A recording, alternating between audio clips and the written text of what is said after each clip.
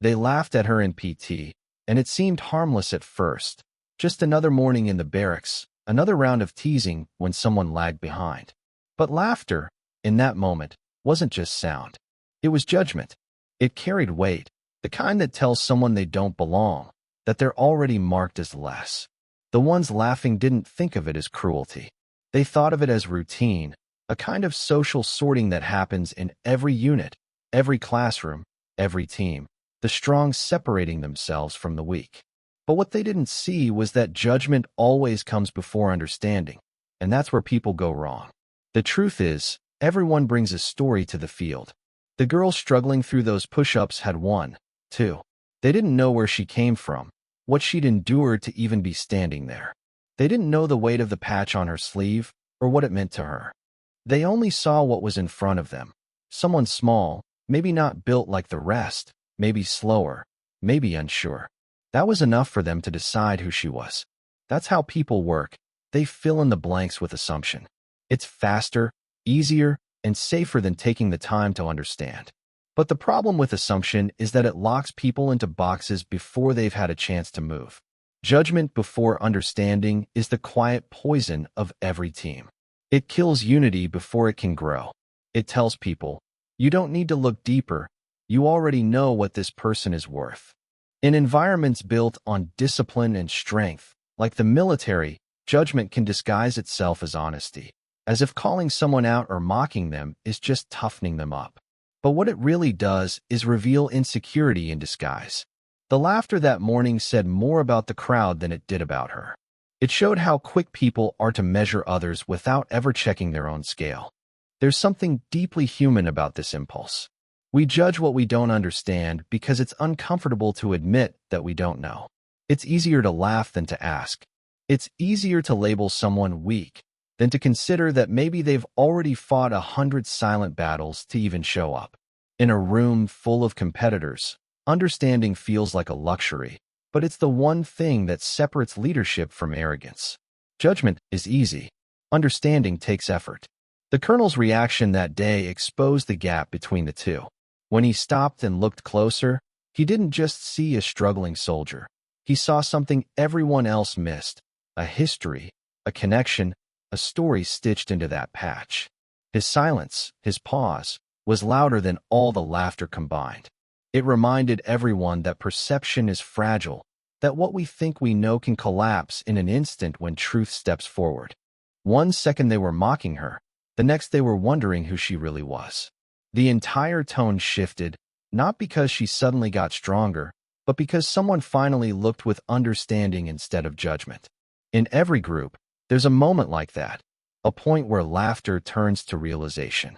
It's the split second when the crowd sees the person they were mocking in a different light and realizes they were wrong. That moment isn't about embarrassment, it's about awareness. It's the awakening that comes when someone recognizes their own blindness. Judgment blinds people. It narrows the lens until all they can see are flaws. Understanding opens it wide enough to see the full picture, the reasons, the history, the humanity. That's what was happening on that field. The group wasn't just laughing at someone's struggle, they were defining her by it. And when the colonel paused, he broke that definition. He reminded everyone that what looks like weakness on the surface might be strength carrying a different shape. The Warhound patch wasn't just a symbol. It was a quiet announcement that she had already earned something that many of them hadn't yet faced. That realization hit harder than any command or reprimand could have. Judgment before understanding will always be a failure of perspective. It's what keeps teams divided, what makes good soldiers quit, what drives talent into silence. People can only stand being misunderstood for so long before they stop trying to prove themselves. When someone is laughed at for struggling, what they hear isn't just mockery, it's a verdict. It tells them that effort doesn't matter if it doesn't look perfect. But understanding changes that. When people choose to look deeper, they start seeing growth instead of weakness, effort instead of failure. The laughter that morning wasn't evil, just thoughtless. But that's the danger of judgment. It doesn't have to be cruel to cause harm. It only needs to be careless. Those few seconds of mockery were enough to expose how easy it is for people to forget that everyone fights different battles, that not all strength shows itself the same way, and that every patch, every scar, every slow rep in PT carries a story no one sees unless they take the time to understand. The Warhound patch wasn't flashy. It didn't shine or call attention to itself. It was worn, frayed at the edges, the colors faded from time and sweat. But for those who knew its meaning, that patch carried weight, the kind of weight that could silence a crowd. The Warhound unit wasn't just another name on a roster. It was a legacy built on reputation, endurance, and sacrifice. Those who wore that patch had gone through something most wouldn't dare to imagine. It represented a standard so high that few ever reached it, and those who didn't talk about it. They didn't brag. They didn't need to. The patch spoke for them. When the colonel saw it, he didn't just recognize the design. He recognized everything behind it. The years of training, the missions that never made the news, the nights that tested loyalty and courage beyond measure. That recognition wasn't just about rank or experience. It was about respect. To see that insignia on her uniform meant she'd already proven herself somewhere else, under conditions far harder than what those around her were laughing about.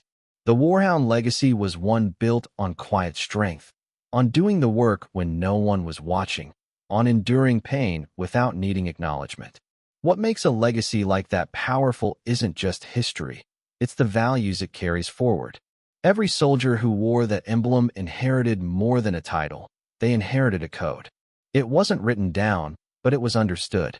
The Warhounds stood for grit, for loyalty that didn't waver under pressure, for competence without arrogance. Their patch wasn't a decoration, it was a reminder. It told the world, I've been through the fire, and I'm still standing. That kind of symbol doesn't fade with time.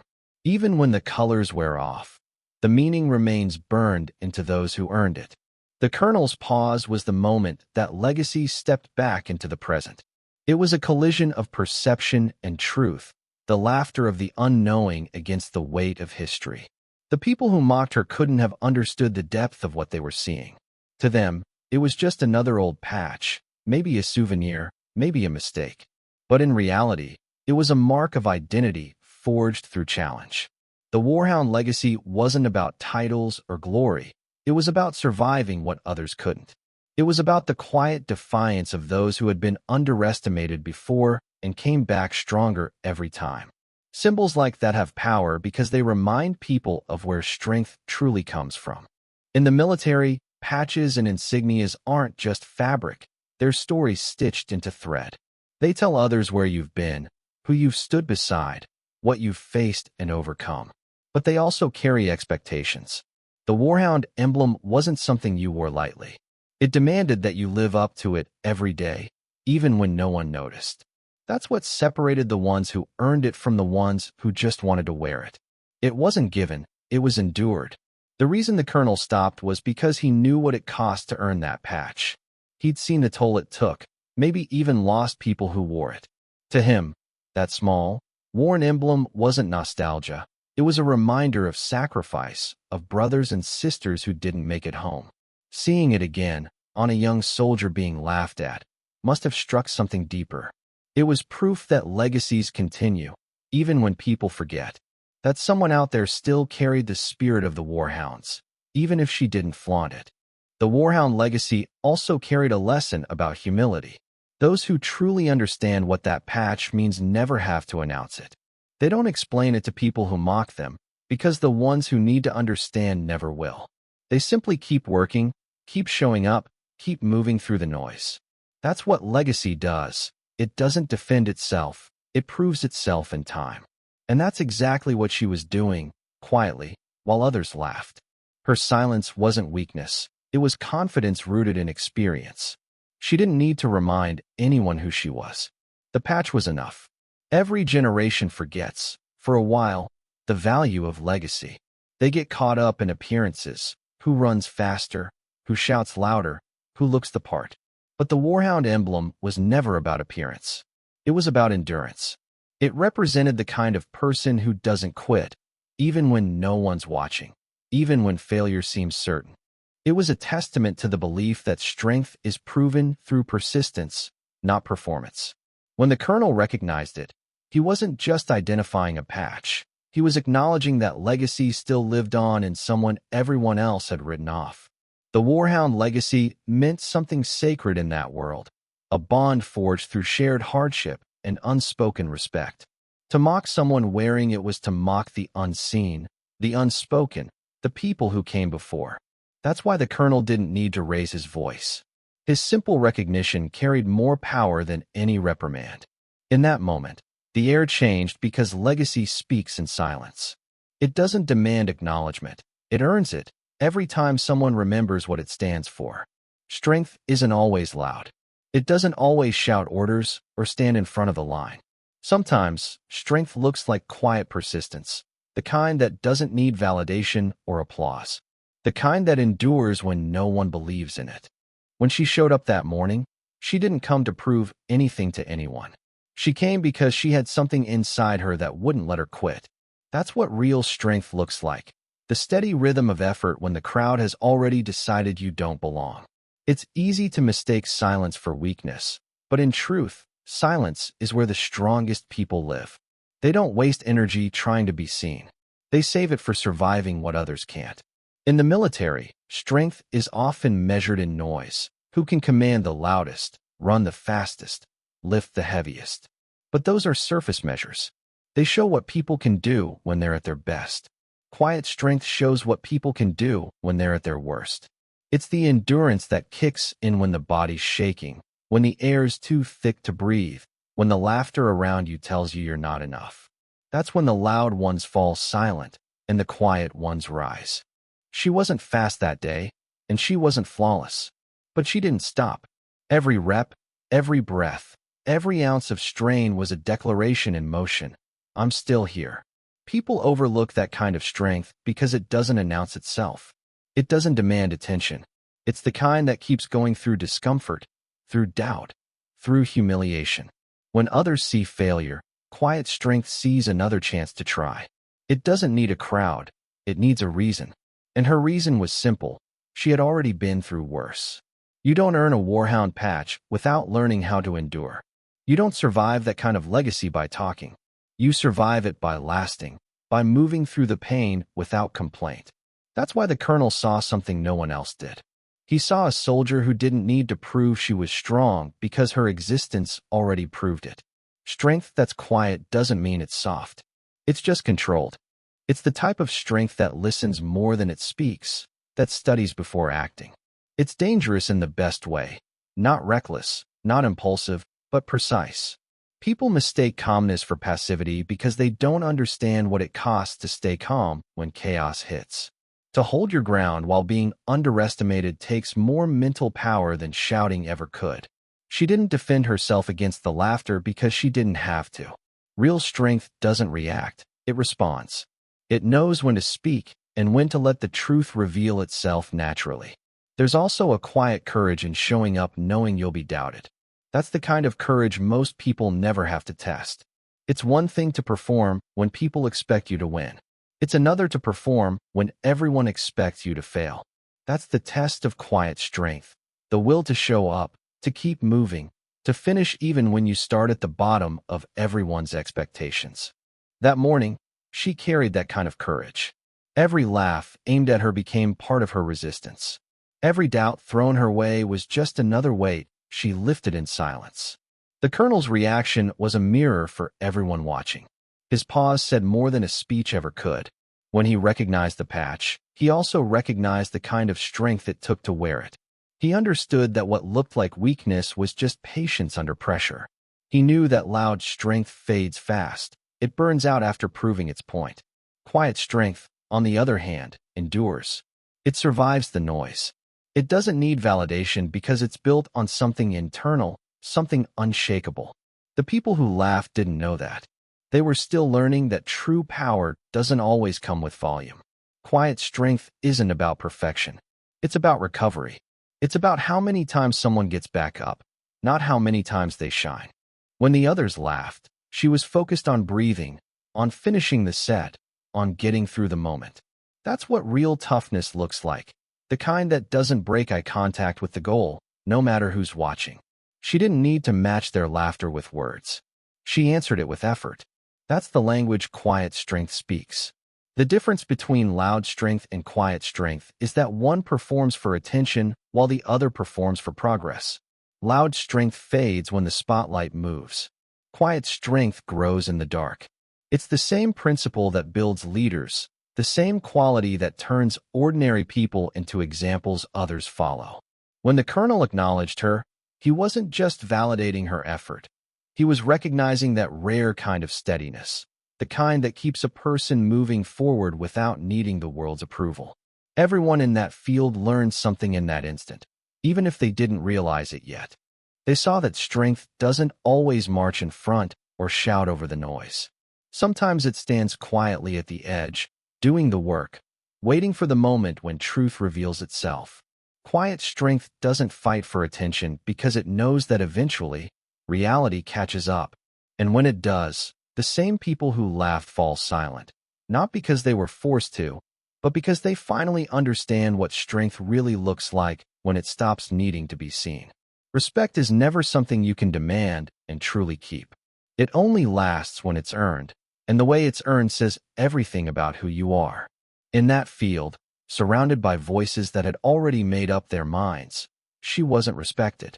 She was tolerated, maybe pitted, but not respected. That's the truth that stings hardest. People don't give respect freely, especially in environments where performance defines worth. But she understood something they didn't. You don't argue your way into respect. You work your way into it. You show consistency until people have no choice but to change their minds. That's exactly what she did, quietly, one repetition at a time. The easiest way to lose respect is to chase it. When people beg for acknowledgement, it slips further away. But when someone focuses on their task, keeps improving, keeps showing up no matter how many eyes are rolling or whispering, that's when respect starts to shift. It doesn't happen instantly. It happens through patience, through grit, through the accumulation of effort that can't be denied. Every movement she made that morning was a quiet challenge to everyone watching. You don't have to believe in me. I'll still outlast your doubt. The colonel's pause didn't create respect for her. It exposed it. It showed that she had already earned it before anyone had noticed. The Warhound patch wasn't a token of status. It was evidence of discipline and sacrifice that had already been proven elsewhere. That's what real respect comes from. History, consistency, and actions that align when no one's looking. You can't fake that. The ones laughing at her were still trying to build an image. She was carrying proof of experience. That's why the colonel's recognition hit differently. It was one professional recognizing another, one leader acknowledging someone who'd already paid her dues. People think authority gives respect, but it doesn't. Authority might command obedience, but obedience isn't respect. Respect is deeper. It comes from trust, the kind you earn by showing competence, humility, and integrity even under pressure. That morning, when the colonel spoke, his tone changed because he saw all three in her. The humility to stay quiet, the competence built from her background, and the integrity to keep giving her best, even when no one believed in her. Those qualities don't shout. They don't decorate themselves. They simply do the work and let results speak. Her path that day was a reminder of how real leadership works. The strongest leaders aren't the ones demanding attention or fear. They're the ones who move with such grounded confidence that people naturally want to follow. She wasn't trying to be an example. She was trying to finish a workout. But the way she carried herself under that pressure became a lesson for everyone else. Her refusal to fight back against mockery, her steady focus, her silence, that was the kind of composure that only comes from having nothing left to prove. And that's what earns respect faster than any speech ever could. When the colonel noticed her patch, the laughter faded because the room suddenly saw her through his eyes. They saw someone who had already been through storms they couldn't imagine. That's what earned respect looks like, a change in perception born out of realization. It's not about proving superiority, it's about showing depth. People respect what they understand, and they only understand what they take the time to see. The colonel's pause forced everyone to look deeper, to see past their assumptions, to realize that they had been judging someone whose experience might surpass their own. Earning respect means letting your actions do all the explaining. It's not about reacting to disrespect with anger. It's about outworking it, outlasting it, and refusing to let it define your value. She didn't answer their laughter because she didn't need to. Silence is powerful when it's backed by purpose. The strength in staying quiet is not weakness, it's restraint. It's knowing that the truth will surface on its own. The Colonel's recognition proved that. Without her saying a word, her story rewrote itself in their minds. Respect also grows from consistency. You can't earn it with one impressive moment. It comes from showing the same determination every day, even when no one's watching. People might ignore it at first, but they remember it. They might laugh now, but they'll recall the person who didn't quit when everyone else did. That's how reputations are built, slowly, quietly, through repetition. She wasn't trying to be liked. She was building credibility the only way that lasts, through work that speaks louder than excuses. There's a difference between wanting respect and deserving it. Wanting it comes from ego. Deserving it comes from endurance. When the Colonel acknowledged her, she didn't glow with pride or seek validation. She stayed composed because she knew respect isn't a gift, it's a return on investment. Every moment of doubt, every laugh she ignored, every repetition that burned, those were the deposits. The recognition was just the interest catching up. That's how true respect is earned, not by asking for it, but by becoming the kind of person who no longer needs to ask. She didn't rise to their level by talking. She stayed above it by doing. That's the balance every professional learns eventually, the power of quiet competence. People who demand respect get temporary acknowledgement. People who earn it through persistence get something permanent. The Colonel's words turned that field into a mirror, showing everyone what real strength and credibility look like when they stand next to pretense. She didn't need to say a thing because her work had already spoken, and it said everything that mattered. Humiliation has a way of burning itself into memory. It's sharp, it's public, and it leaves a mark that's hard to shake off. Most people retreat when it happens. They fold into themselves, try to disappear, avoid being noticed again. But there's another kind of person who does something different. They take that moment, that sting, that embarrassment, and they turn it into fuel. They don't forget it. They use it. That morning, when they laughed at her, she didn't argue, didn't defend herself, didn't even flinch. She just absorbed it. Every chuckle, every whisper, every sideways glance. She took it all in and stored it somewhere deep. And when the moment came to push harder, she reached for it. That's how you turn humiliation into momentum. Most people think strength is built from praise, but that's not true. Strength is built from rejection, from doubt, from failure, from all the moments that tell you you're not enough. The human mind remembers pain more vividly than success because it's wired for survival. But the people who grow from it are the ones who refuse to let it define them. She understood that. She didn't need to silence the laughter. She just needed to outlast it. Humiliation, to her, wasn't an ending. It was a beginning, a reminder that the only way to prove them wrong was to keep moving until the noise stopped. The Colonel's recognition later on didn't erase that laughter. It transformed it. Suddenly, every person who had mocked her was forced to confront what they'd missed. That's what momentum looks like when it's built from humiliation. It's not about revenge. It's about redirection. It's about taking the energy of rejection and bending it toward purpose. She wasn't trying to impress anyone. She was trying to finish something she started. The laughter became part of the resistance she worked against. Every rep she pushed through carried a little more weight, not because her muscles were failing, but because she refused to let that moment break her. Turning humiliation into momentum means making a choice in real time. Choosing not to let the external voices overpower your internal drive. Most people give those voices power. They let them echo until they become truth. But the strongest people take those same words and turn them into fuel. They think, watch me, they build from it. They let every slight, every smirk, every doubt add another layer to their determination. She didn't need to shout back. Her answer was in her persistence. Every second she stayed in the fight proved something not to them, but to herself. There's a difference between anger and purpose. Anger burns fast, purpose endures. She didn't turn humiliation into rage. She turned it into focus. That's the key. When people humiliate you, they're trying to define you. They're putting a limit on what you can be. But when you take that and turn it into motion, you redefine yourself. You change the narrative. You become the one writing the next scene instead of starring in their version of it. That's what she did. The laughter was supposed to weaken her. Instead, it clarified her. It stripped away everything unnecessary and left her with one pure objective: to keep going until her actions spoke for her. When the colonel noticed her patch, it wasn't just recognition. It was validation of everything she'd been building internally. The people who had laughed suddenly had to reckon with the fact that their mockery had fueled someone stronger than them. That's how momentum works. It flips the power dynamic. The same energy meant to crush you ends up propelling you forward. She didn't need to explain that transformation. It was visible in her endurance, in the way she stood after the laughter had died. That's the quiet satisfaction that comes when you take pain and turn it into progress. Humiliation can be a weapon or a tool. When it's a weapon, it cuts deep and leaves scars. But when you use it as a tool, it sharpens you. It gives you direction. It forces you to face the question, how badly do you want this?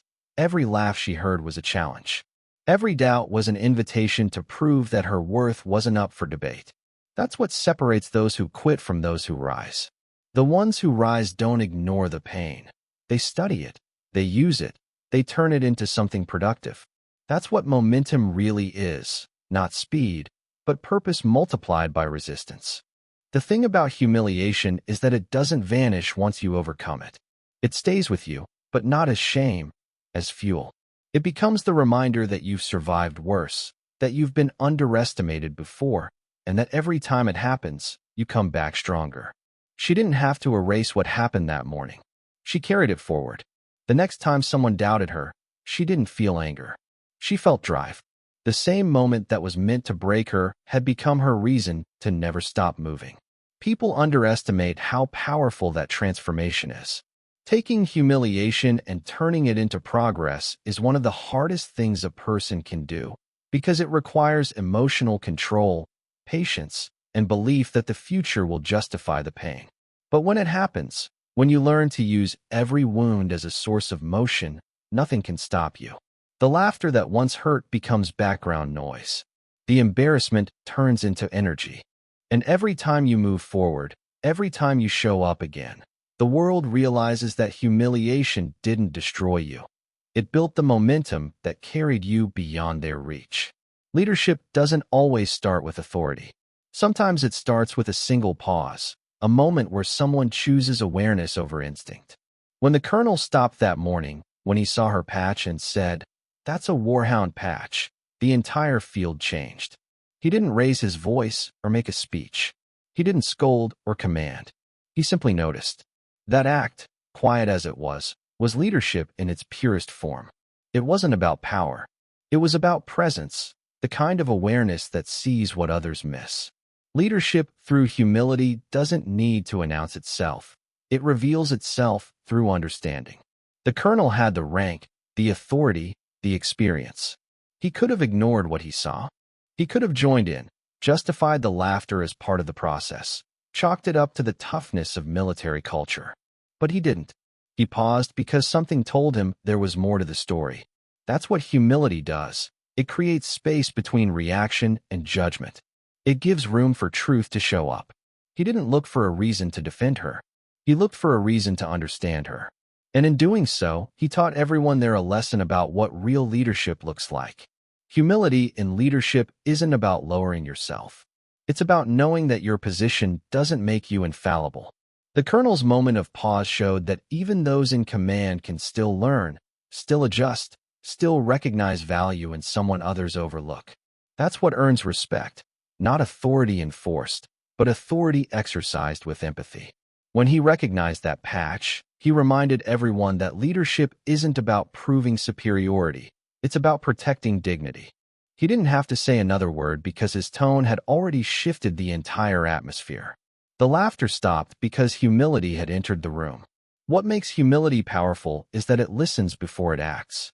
The colonel didn't speak until he knew what he was seeing. That's rare in any setting, especially in environments built on hierarchy and speed. Most people react before they understand. He didn't.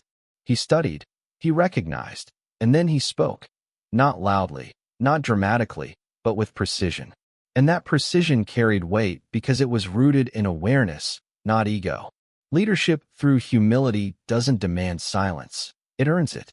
It makes people stop because they can feel the difference between authority that controls and authority that understands.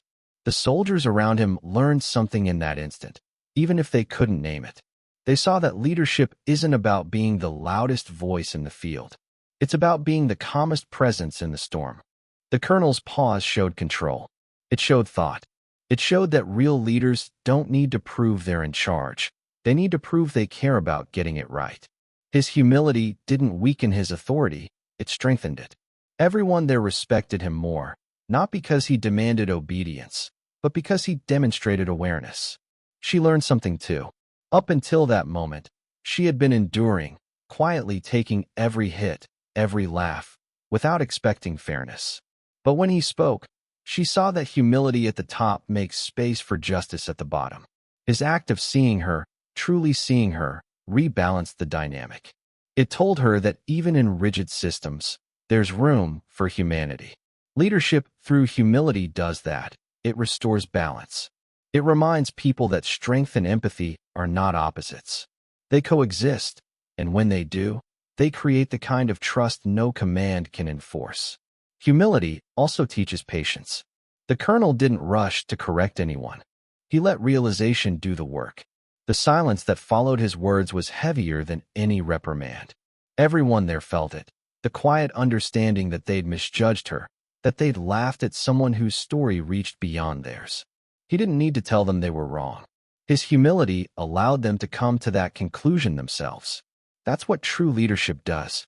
It doesn't shame people into awareness. It guides them there with presence. The power of that moment wasn't in what was said, but in what wasn't. The colonel didn't lecture about respect or remind them of military values. He simply acknowledged truth when he saw it. His authority gave that truth amplification. His humility gave it weight. The laughter didn't just stop because of rank. It stopped because of realization.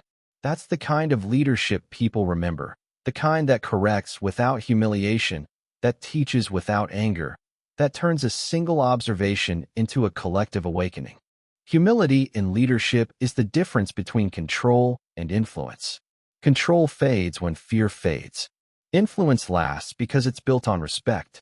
The colonel didn't control that group into silence. He influenced them into reflection. His recognition of her didn't just shift the room for a moment. It shifted the standard for what leadership looked like. From that day on, people would think twice before mocking, think twice before assuming, think twice before reacting. That's the quiet ripple effect of humility. It doesn't just change behavior, it changes mindset. The moment became a story because it was simple and real. A leader saw beyond the surface, acknowledged what others missed, and in doing so, changed everything without force. That's what leadership through humility does. It doesn't lead from above, it leads from awareness. It moves people not through orders, but through understanding. It builds unity not by silencing others, but by teaching them to listen. And when that kind of leadership appears, even in the smallest pause, it turns a field of noise into a moment of clarity where respect finally finds its place.